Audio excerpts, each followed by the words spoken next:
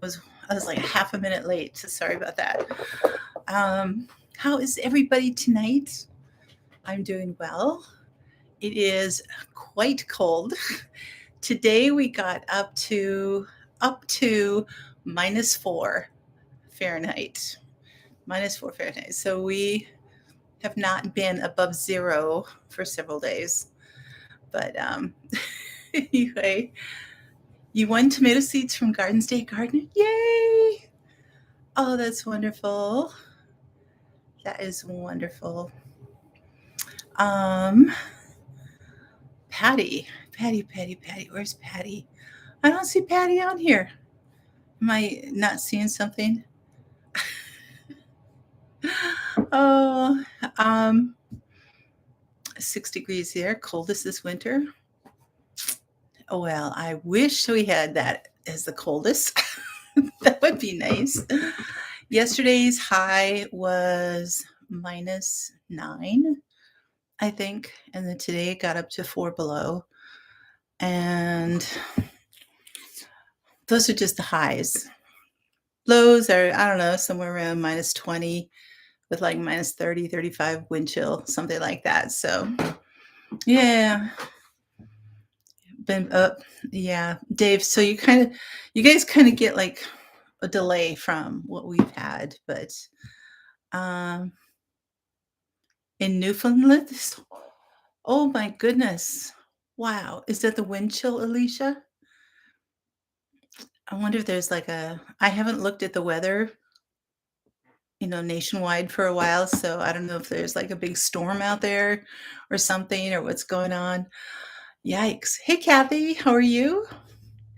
I am staying warm. Yes, thank you. I've been, as you guys, as so many of you know, the last couple years have just been like, you know, total, a total chaos in my life in the way of, just helping out with my parents and stuff like that. And so as a result, I have not been able to get a lot. Sorry, I'm just getting some hand lotion here. I've not been able to get, I got so far behind on projects that I needed to get done here in the house. And in the winter is the time that I get stuff done in the house, whether it's organizing the basement or you know, doing something, cleaning out closets or fixing things. And I've actually had a lot of things I needed to build. You guys saw one video that I did on the cabinet that I built. Well, I'm now on cabinet just finishing up number 6. So there were 2 others that I had started a year ago and hadn't been able to get to it. So I'm just about done with those. Building something else to a cart it's got to be super heavy duty, and just some things like that um, have just really put off, and I'm trying to clean and purge and do a lot of stuff. So these winter days that I'm closed up in the house, it's been really, really good for me anyway to be able to get things done. So I don't know if you guys do that too, especially those of you in the north, but um, you had to use the ice scraper today? Yeah, from 74 down to freezing. Oh, that is drastic. That is drastic. I had to run up to a town about a half hour from me this morning, and I was driving away. It was like after 10 o'clock in the morning, and my temperature gauge said -14. And so I took a picture of my gauges and everything and sent it to a friend of mine in Louisiana, and who experienced a Minnesota February once. Once. She said, "Never again. Nope, nope, nope." So anyway, she loves her heat. She loves her humidity. Loves it in Louisiana. And so whenever it gets really cold like that, I send her things and she just like, no, no, no. I said, but it's so pretty. She said, yeah, without all that white stuff and all this kind of stuff. So anyway, I sent her a picture of that and she was just like, nope, nope, nope, nope, nope. No, I'm not doing -14. No, no, no. But sounds like she might get a little bit of that that Texas weather coming her way though. So anyway, um, -58 without the wind chill. Oh my goodness, I did not know Newfoundland got that cold. Holy camolie. Um, Supposed to go down to -20. Okay.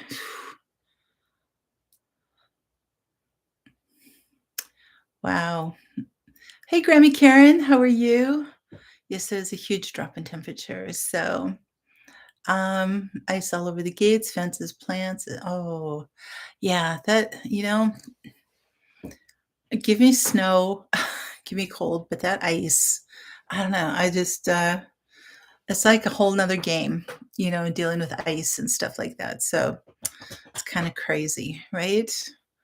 Um, I didn't even get a chance to type up notes for tonight, in the way of just my things that I need to do. But so I'll try to stay on track.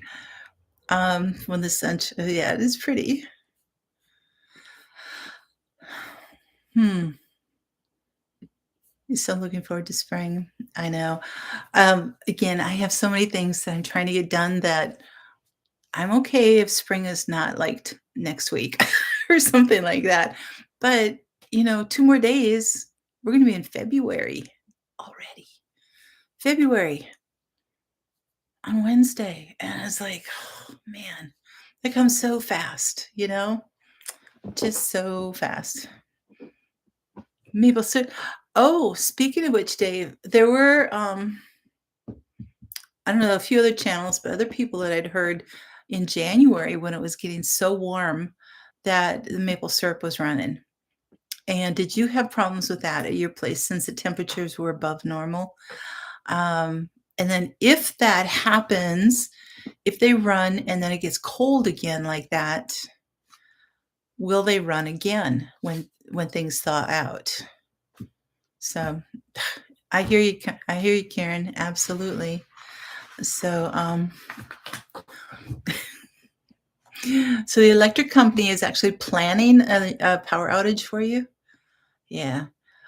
You know, I'm probably gonna get in trouble for this, but I don't know, a couple months ago, and I've lived here in this house for 27 years. So it's like I hardly ever have power outages or anything like that. But a couple months ago, I got a letter from our electric company, and they were like, "You know what? We're gonna start having planned um, not necessarily outages, but planned times where we need you to reduce your consumption because of other things." And I was like, this has never been an issue before.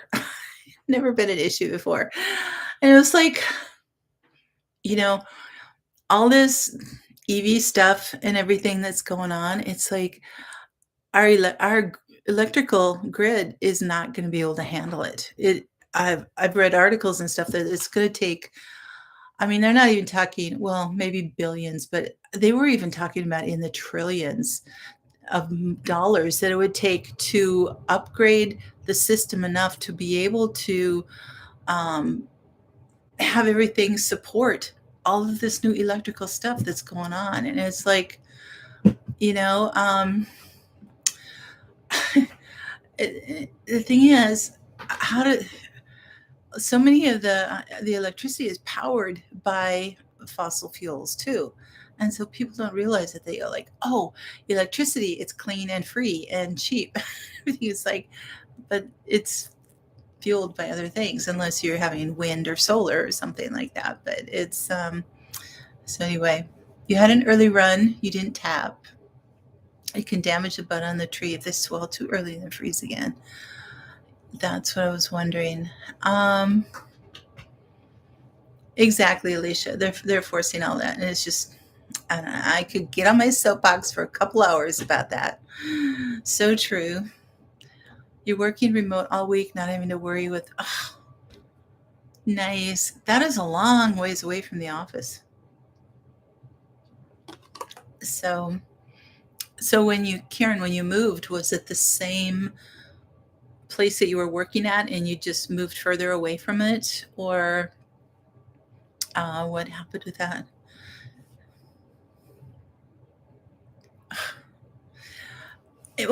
Yeah, Michigan daffodil. And the thing is, we know that the expense of those, and it's like, how do they fund it? You know, they charge us more, right? Oh my gosh. Oh, so okay. So it's almost a quarter after. I'm going to start talking about tomatoes. Tomatoes. Last week we talked about you know, kind of getting your plans ready for your garden, to think about what you want to grow, all those kind of things, how to kind of organize yourself a little bit with that. I wasn't able to get into a lot of depth. It would take me hours. I'd have to do a series or something on that, of all this stuff. So, oh, that's great, Grammy Karen. I'm so glad.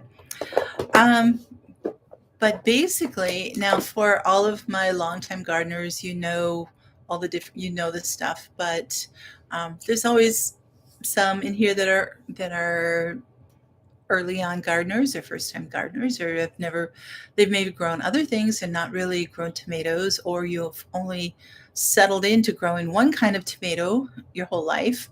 And you're going and afraid to branch out to different things because you're like, I don't know what I'd use it for and stuff like that.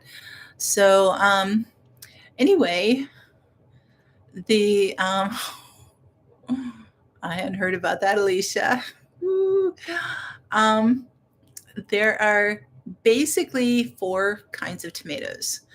You have your cherry tomatoes, which I'm including in that, like a grape tomato, but um, they're a little bit bigger. But anyway, your cherry tomatoes, your Romas, which are like bigger than a grape tomato, but they're smaller than your regular tomato.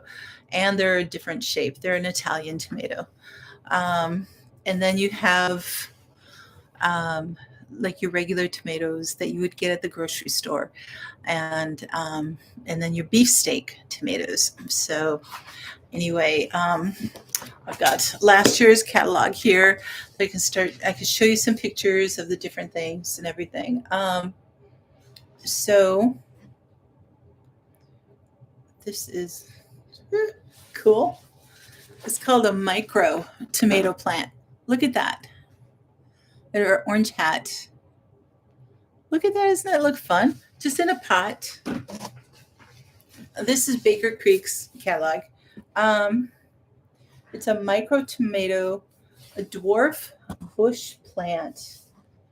Reaches just 6 to 9 inches high, but the plants are wildly prolific, offering oodles of tiny orange orbs that burst with fruity, sweet flavor. This is the perfect indoor or patio tomato. Alicia, patio tomatoes. Um, Comfortably fitting in a 4 to 6 inch pot. Try these colorful and compact plants as an edible ornamental. Mass planted in beds or borders or in mixed containers. Ooh, that would make a cool border. All of these little things there. Perfect for sunny windows and with grow lights.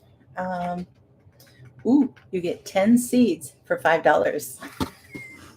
Luke at MI Gardner would have a fit. 10 seeds for $5. But I use, it's 10 little plants, 10 pots, everything. So nice border in front of your peppers. Yes, it would be. I know. Aren't these cute? These are really, really cute. So they look like they would be here's a watch. So you can see about the size of the watch face and everything. And so I would say cherry tomatoes. That would be a cherry tomato size. And that'd be so great. Awesome. Just like orange tomatoes. I'm not even going to get into the colors of tomatoes. There's tons of different colors of tomatoes. We have yellow, orange, red, green, purple, burgundy, pink.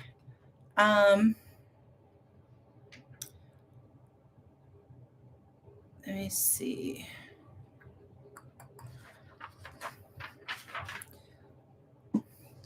I'm just trying to find some other. Okay, here's some other cherry tomatoes that you can look at. So you've got the purple ones here. You've got other cherries. So they kind of grow in clusters. Most of them when they're on a tall vine and stuff like that. Um, so here they're calling them micro tomatoes, but oh, this is a black cherry. This dark purple one, it's called black cherry. The ground cherries. Ah, yes. You won Wood's famous Brimmer tomato seeds from Baker Creek. Just got in the mail. Oh, yeah. I would go on their website and just put that in the search, Wood's famous Brimmer, and then you can read all on them. It might take me a while to find them in here. I have never grown ground cherries. Heaven's Essential said I should try them because they're so good. For me, I don't care for fresh tomatoes, actually. I have to have mine cooked. So, anyway, oh, here's some itty bitty ones. Look at that in this spoon. Little tomatoes. All right. So you've gotten a good idea for cherry tomatoes. What can you do with cherry tomatoes? Yeah, they have a husk like a tomatillo. Yeah, that's what I've heard. So cherry tomatoes, you can actually bake them into like bread. Say you want to cut them in half. You want to cut the tops off so you don't have like the little greens on them at the ends and stuff like that. But you can cut them in half, slice them in half, bake them into breads, into egg bakes or tarts or different things like that. The one example, and down in the show notes, I did put a link for a website that's got a lot of the things that you can do with cherry tomatoes. And he shows what he does with his focaccia bread. And so, so you make ketchup from cherries. Ooh, now that would be good. So yes, so you can bake them into things. You can dehydrate them for snacks. They make great little tomato snacks. You can fill them up in a jar of some dehydrated tomatoes. You grew one cherry tomato plant, got 5 bushels. 5 bushels? Oh my goodness. I hope your husband ate them all. Otherwise, yes. And this is a good list of things to do when you put in a cherry tomato plant or a few of them. And you all of a sudden have bushels more than what you planned on doing with them. So, yeah, putting them fresh into salads. You can put them on pizzas, different things like that when you don't want like a big slice of something, just a little cherry tomato here and there. Thank you, Karen. You can make them into confit. I don't know if you've heard of like duck confit or something like that, but it's cooking. Usually it has to do with meat, but you can do it with tomatoes too. Cook them low and slow in oil, and you get this wonderful confit of the tomatoes. You can make sun-dried tomatoes with them. That works out really, really good. You could make a galette. I don't know if anybody knows what a galette is. It's kind of it's a pastry type of thing where you folds the top over and different things like that. You can pickle them. So if you have tons of different cherry tomatoes, it's like there's no way we're gonna eat these. They're gonna go bad. You can pickle them, and just can them in jars as pickles, or you could ferment them as a pickled thing in the refrigerator. So you could do that too. You can make tomato jam with them. They're because of their size, there's like not a lot of gel and stuff like that in them. So they're pretty good and meaty, and and there's a lot of things you can do with them in that way. Make tomato jam. You can freeze them, throw them all, I would still cut off the greens on them and then just throw them all in a baggie and put them in the freezer, and then you could pull them out to make a sauce or whatever you wanted to have something fresh. Um, and then you can can them. Actually, just can whole little tomatoes and have them out. And so those would be kind of fun to add to something else that you're cooking up. A chili or something like that. The thing is, when you're canning them whole like that, you the preference is not to can with the skins on them, but you could certainly do that. So if you were going to make a sauce out of cherry tomatoes, I would roast them. Just put them in a big pan in the oven, roast them all up, cook them, and then throw it all in the blender. Just be done really nice and quick with that. And but yeah, so cherry tomatoes, you're like, oh, that'd be so cute. You have this vision of a few here and there in your salads or doing this. You don't realize that, like, it was Kathy that said you got 5 bushels, and it's like, what am I gonna do with all these tomatoes? And also kind of think about, because there's so little, there's a lot of fruit that you're handling, and so if you're just by yourself doing all of this harvesting and preserving, think about your time and your energy involved with that too. If you have a lot of hands available, then that really helps out a lot. Or if you have, I know, like Roots and Refuge, Jess has her, Maya's daughter is the one who comes, and her job solely was to dehydrate cherry tomatoes and get them all done. That was her job, and she, all the cherry tomatoes went to her. They did all that. So you get a 10-foot vine and 5,000 cherry tomatoes. Oh my gosh, I know. That is crazy. So, if you have help like that, that really makes a difference in when dealing with cherry tomatoes. And but there's so many things you can do with them. They're very versatile. They can make everything that the bigger tomatoes can make, in the way of sauces and different things like that. It just takes a lot more work because they're so small. So think about that. A tomato powder. Yep, they would make really good tomato powder. The fun thing is with cherry tomatoes, is a whole variety of colors that you can get. And I think there are some plants that give multicolors on them, I think. Um, I'm trying to, I don't know if, I mean, microton,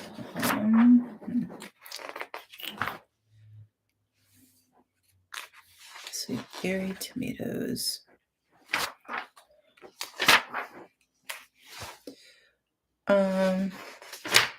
No, I don't really see it, but a couple years back, I planted 3 cherry tomato plants, and I had one that was yellow. I think it was a sunshine gold or something like that. So yellow, purple, and I think it was an orange, because I wanted all these different colors, and I was going to be doing all kinds of stuff with it. And I believe it was the summer that my mom died, so I was like, I didn't get to harvest them.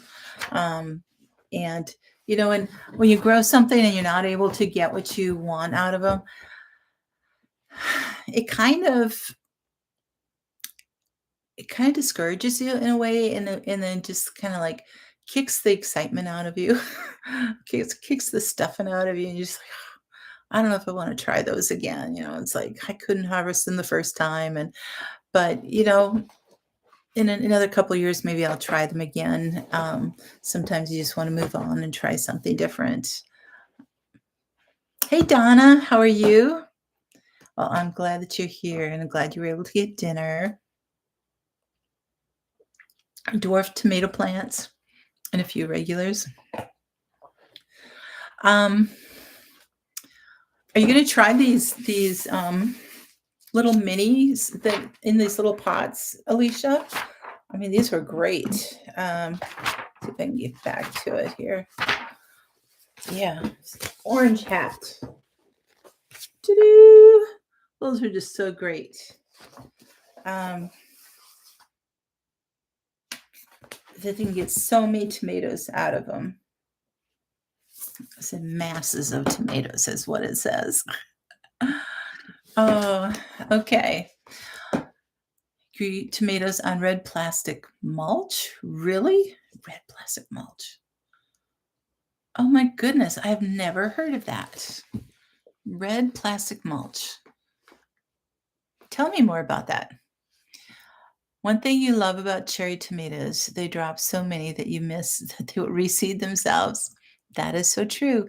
Hey, Matt and Sarah. So both or one or the other of you? One or the other. Amazon Canada. Okay, tomato seeds. I also, in the show notes below, I put a list of just a few of the, I even have some seeds that I didn't even have on the list there, but it's a list of seed companies that you can look at. There's also, I don't think I have, no, I had gotten a catalog last year. I think it's called Just Tomatoes or something like that. Feel free to correct me. Oh, Matt, hi. You guys take turns, don't you? That's kind of cool. I appreciate that. Plants look green because they're absorbing all the red light, technically. Oh, cool.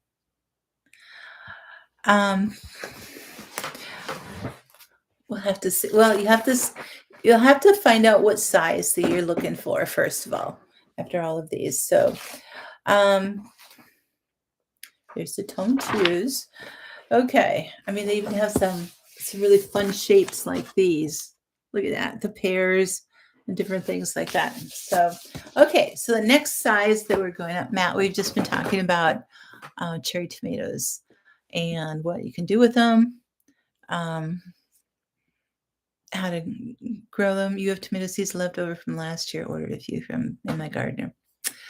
Yeah, I've got, let me see what I have in my tomato box.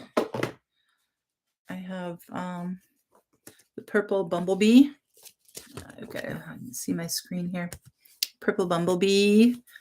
Oh yeah, this is tropical sunset. These were the cherry tomatoes that I grew. Here's another one. It's a white cherry. That's what they call it, but it's really just yellow. I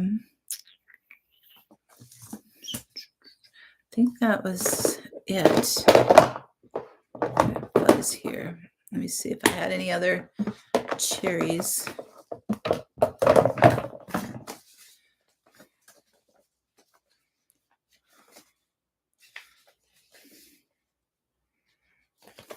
Nope. But here's that yellow pear one. Those are pretty small. I would say those are more like the next class of ones that we grew. Here's the grape tomatoes I grew one year, the atomic grape. And the grapes are a little bit bigger than cherry tomatoes, like I said. These attracted all around kinds of insects, and they just bore into those. They ate them up like crazy. So I hardly got anything out of these, but the mulch is great. No weeds. It's a roll 3 feet wide. Basically, it's plastic. Interesting. Huh. Yeah, the tropical sunset are pretty, aren't they? So these were the 3 that I had grown. So, and was not able to end up harvesting it. So for one specific tomato, you only have 5 or 6 seeds. Oh my goodness. Okay. if I have it, and you know that I do. I don't have that many Roma tomatoes here at all. But okay, the next category is the Roma tomatoes, or we call them the paste tomatoes, but Roma is kind of the overall general name of them. Mostly because these are the ones that Italians love to grow, and they use these to make their sauces, um, and other pasta sauces, and their just everything that they have. I mean, it's just aromas. The aromas, their characteristic of them are that they are very meaty. You can see here that they are a little bit smaller and narrower, but look at inside. There's just almost all meat in there. And so um, they're usually shaped, I've got to get here, shaped somewhat like this. Um, they can be a little bit more oval or something, but they're just not as many seeds, not much gel, lots of meat in them. They aren't all that big, but yes. Hi, Lynn. Um, hey, Bandana Grandma. Hello. How are you? Um, but yes, they do very, very great with sauce. And again, it takes a lot of them to make a sauce, but it makes a nice thick sauce right away so that you're not having to cook it all down. The bigger tomatoes have more gel and stuff inside, and more juice and stuff. And so it takes a lot longer for them to cook down, or you have to add other stuff to it to thicken it up or something. But this is an Amish paste. Again, this one, here's another one that's kind of that way. It's, what is that? Salvatore Select, again, an Italian tomato. But you can see, look at inside how much meat is in there. There's very little other stuff. And so when you still need to core them, take the stems off and core them. And then if you're throwing the tomatoes into the pot right away, and it's up to you. If you want, you could throw them into the skins and then cook it down, and then strain it, run it through a mill or a tomato mill or something like that, and to get the seeds and the skins out. And then you've got just the sauce left. You can do it that way, or you can take your time at dipping all of these and in hot water and skinning them. Another easy way is to core them. Put a little slit in the side, throw them in bags in the freezer. When you pull them out, when you're ready to do the sauce, you can just slip the skins right off, and then you've got the insides. And so that's another great way, because these will be coming over and over and over again. They're great producers. So again, if you want to be doing all your sauce at one time, bag them and freeze them. It works really, really good. Love growing Roma tomatoes. Gave bushels away last summer after you canned all you wanted. Your tomatoes went crazy. That's so great. If you're frozen tomatoes from last year, do you think the seeds are still viable after thawing? If you froze the seeds in the tomatoes, that's a good question. I don't know, Bandana Grandma. Anybody else want to know or want to throw it? Oh, Dave says yes. Okay, great. You like to roast to soften the skins and run through the mill. Yep. Another thing that I do with all my tomatoes, this is probably the most simpler way that I've done my sauces, is again, core them. And it doesn't matter if they're Romas or beefsteak or whatever. I'll core them, put them in a pan, roast them in the oven. I think I mentioned this last week, and then I put them in there with like some onions and garlic and stuff like that. Once they're done roasting, I put them in the blender, skins, seeds, everything, and just blend it all up, and I've got wonderful sauce. And so that works out really, really well. Think about all the volunteers you get in there. That's true. Very true. So Yes, this is a beautiful one. Isn't that gorgeous? It says the fruits measure about 2.5 inches to 3 3/4 inches. So average 3 inches long. And these are indeterminate, this particular one. Oh, yes, tomatoes. Indeterminate, indeterminate. The difference with those, because you'll hear that name flying around. A determinate tomato plant is one that will grow to a certain height and stop. It won't grow any higher. And it'll put out so much fruit, and that's it. It's kind of self-determined that it's got a certain life. Indeterminate will keep growing and growing and growing and growing unless you top it off, and you trim it down or something. It'll keep growing until it's frozen out, or you pull it or something like that. So yes, I suppose because some potato volunteers grow in spring. That's true. Put on a wet paper towel, see if they germinate. You guys are full of ideas. So great. So so I have Amish paste and Italian and some yellow pear, kind of like a Roma tomato. These are federally. And then, ooh, you'll like these. Look at this. Speckled Roman.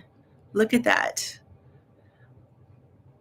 So you can see that you have to handle a lot of them in order to get a really good pot full of sauce, but it is worth it.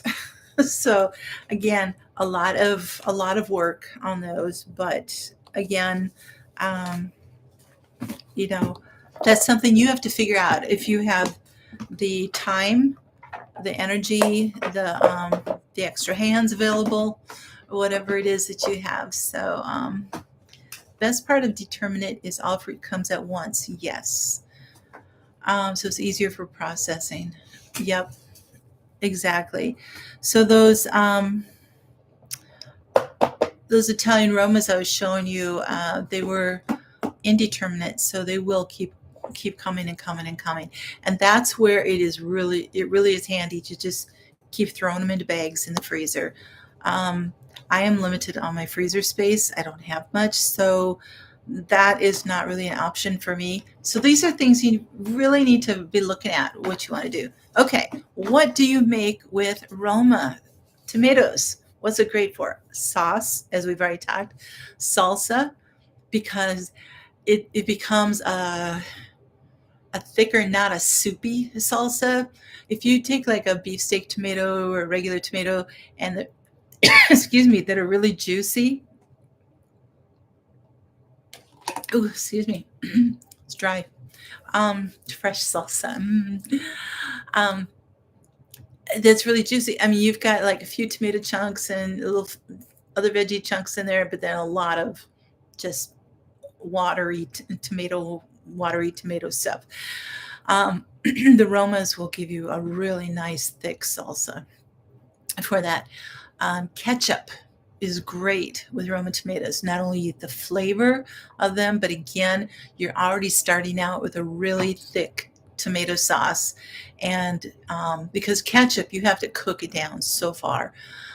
So if you're planning on Matt, I know Sarah asked about ketchup last week, and so that might be something too, that it's like, okay, if you guys are planning on making ketchup this next year, think about maybe planting extra Roma tomatoes or something, and doing that type of thing. So ketchup, tomato soup is really good. Even if you wanted to can like a thicker tomato soup, not quite a concentrate because that'd be too thick for canning, but something really thick, almost on the verge of a ketchup type of tomato base.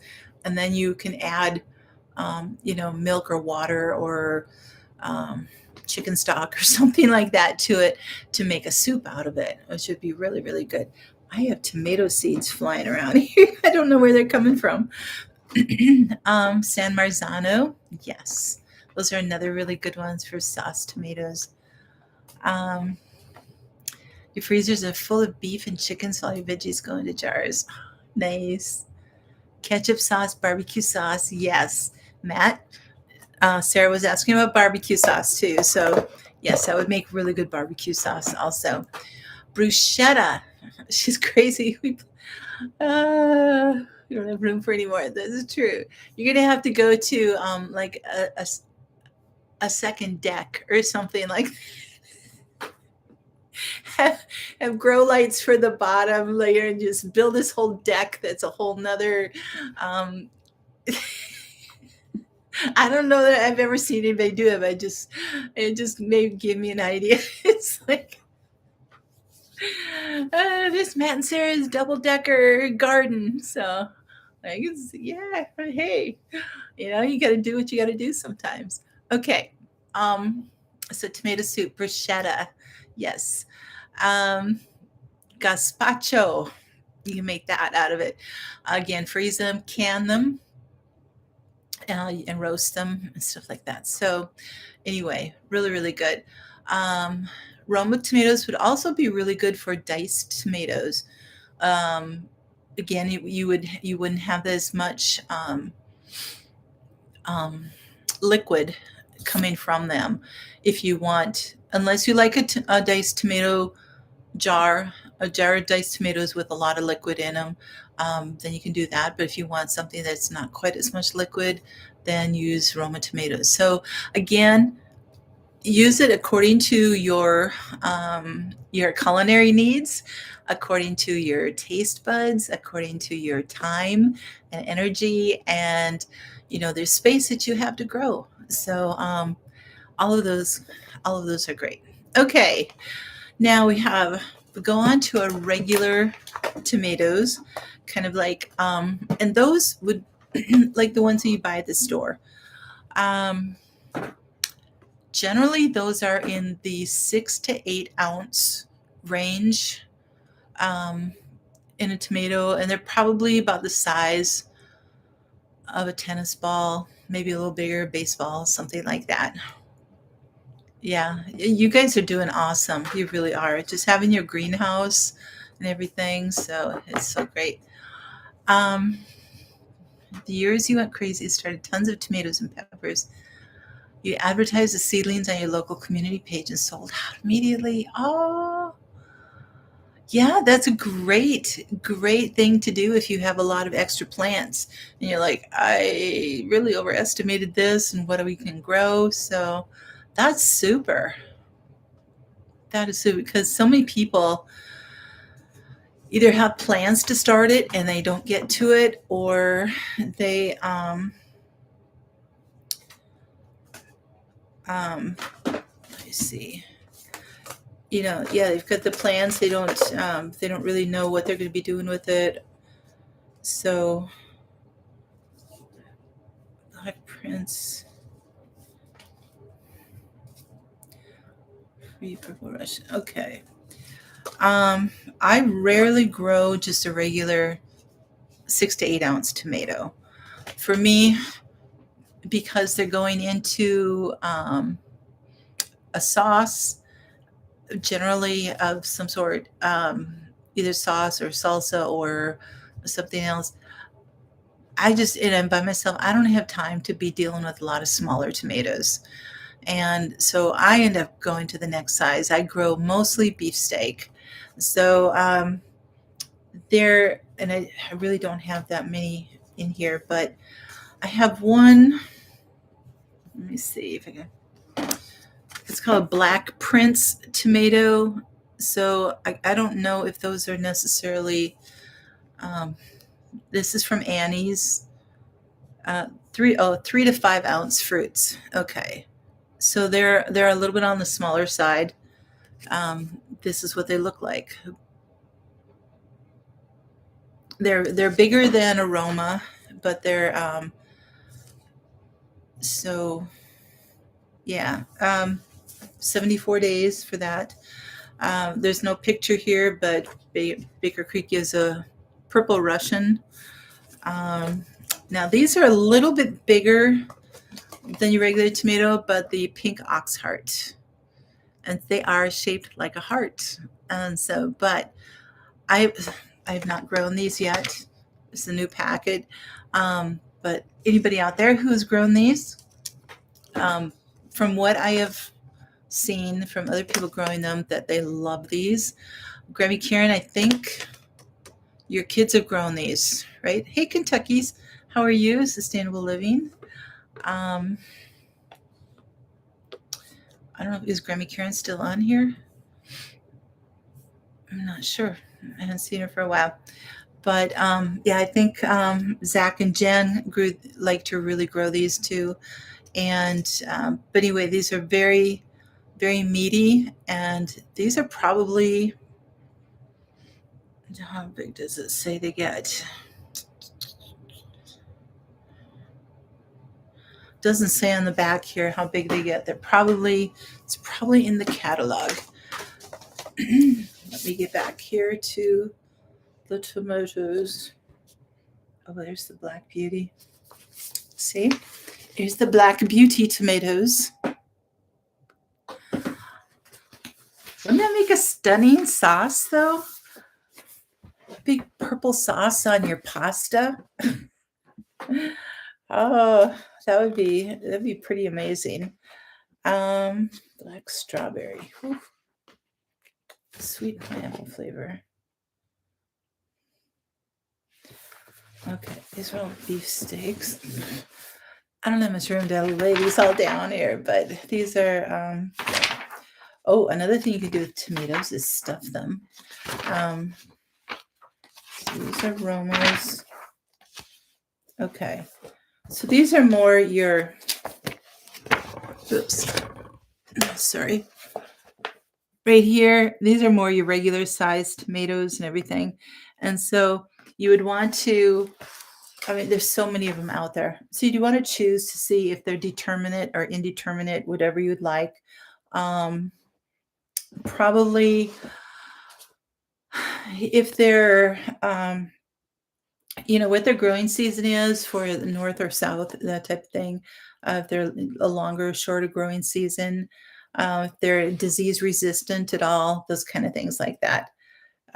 Yeah, the spoon ones are cute. They're micro mini. They're size of a pea. Oh my goodness, tomatoes are size of a pea. The tiny fire engine red fruit is arranged. They said it packs a lot of flavor, but you'd have to make sure you get the little greens off of them. So that would be a lot of stuff going on there. Anyway, so all right. So the regular tomatoes, some of the things you can do with them is slice them for sandwiches. Eating fresh, that type of thing. You can cook them or roast them for sauce. Make stewed tomatoes out of them. Can them diced whole, salsa or whatever, and freeze them. Again, if you want to freeze them, to core them, put a slice on them, throw in the freezer bag, and when you take them out, the skins just slip right off.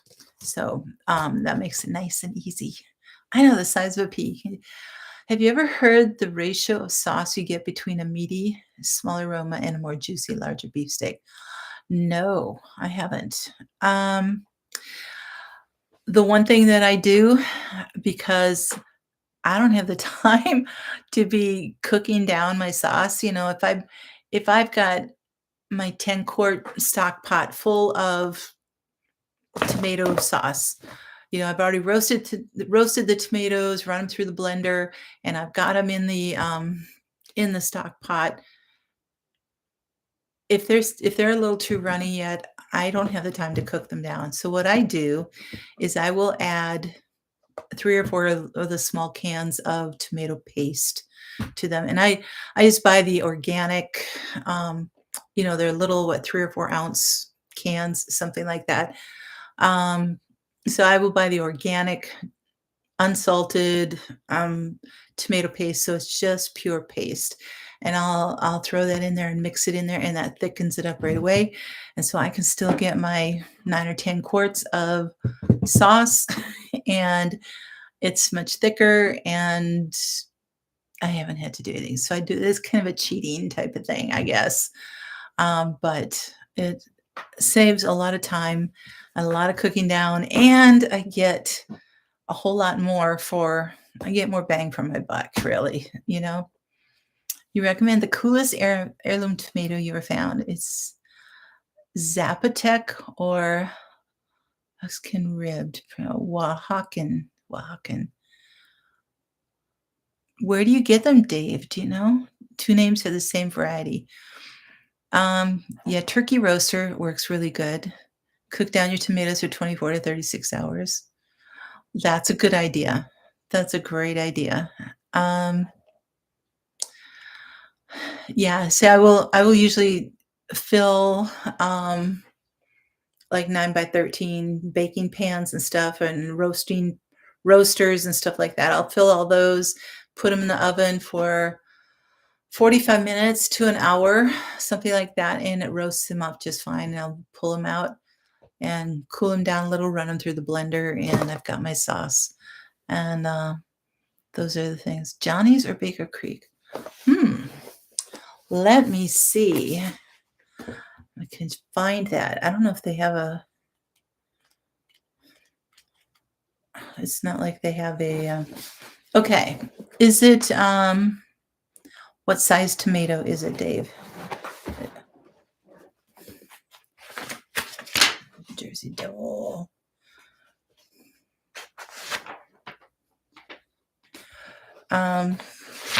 Just. I don't know whether I've never seen an index in here, so you just have to kind of keep hunting. Yeah, they don't carry indexes in this.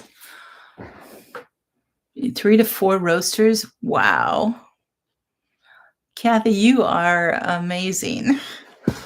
Do I make my sauce from just tomatoes, or do I add peppers, onions, and seasonings? I love to add seasonings ahead of time so that they're all there. And I will add, yes, I'll add peppers and onions and garlic, and I'll load in the Italian seasoning in it and garlic powder and even onion powder and maybe a little bit of salt. I don't salt them too much. I'll kind of wait. Any salting would be for when I go to cook and everything. So that would be, it's a full-size slicer. Okay. Hey, Patty, Tinker's wife. Hello. 2,400. Kathy, oh my goodness. Oh, fresh bunch of basil. Ooh, that would be good. I'm pretty sure I do. You'd have to go back and look probably in the first year or so. Oh my goodness, 2,400 jars. Wow. Do you go through that much? I mean, Kathy, do you have a big family? Or I mean, it's like, oh my goodness. So anyway, okay. So we've got our cherry tomatoes, and then grapes are kind of along with that. Aroma tomatoes are regular tomatoes, and then our beef steaks. And that's what I usually grow, because I can get, and a beef steak, I consider that a minimum of 12 ounces and higher. I've had beef steaks up to 27 ounces. That's a big tomato, and that is a solid tomato. That's awesome, Kathy. Well, then you do a lot of tomato-based things then. So that's great. So the seeds I have currently are, here is, oops, let me see, a black Krim. These are all beefsteak tomatoes. So you can see how bigger they are, how much bigger they are.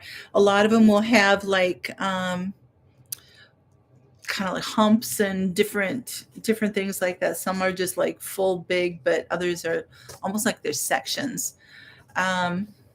Here's a pineapple tomato. I'm excited to try that sometime. Here's a big rainbow.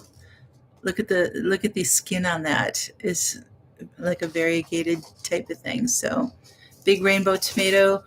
Here's a black crim. Again, it's a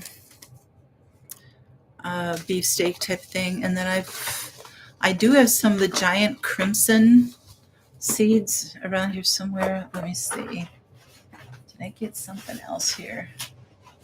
I keep forgetting that I have all these others too. I don't think I have any tomatoes in here. Oh, I do. I have. Dave, you were asking before the ground cherries. Look at that. I got my ground cherry tomato seeds here. So I'm going to try those this year. Zapotec are nearing beefsteak size. Okay. So, yeah, beefsteaks. And I can here, even in my season, I can get quite a few beefsteak tomatoes on my plants. And but again, it's I'm not handling that many tomatoes. I get one beefsteak for 24 ounces or something compared to 12 Roma tomatoes that I have to like core and peel and everything. And this one is just like one core and then slice, chunk it up, throw it in the pan to roast, So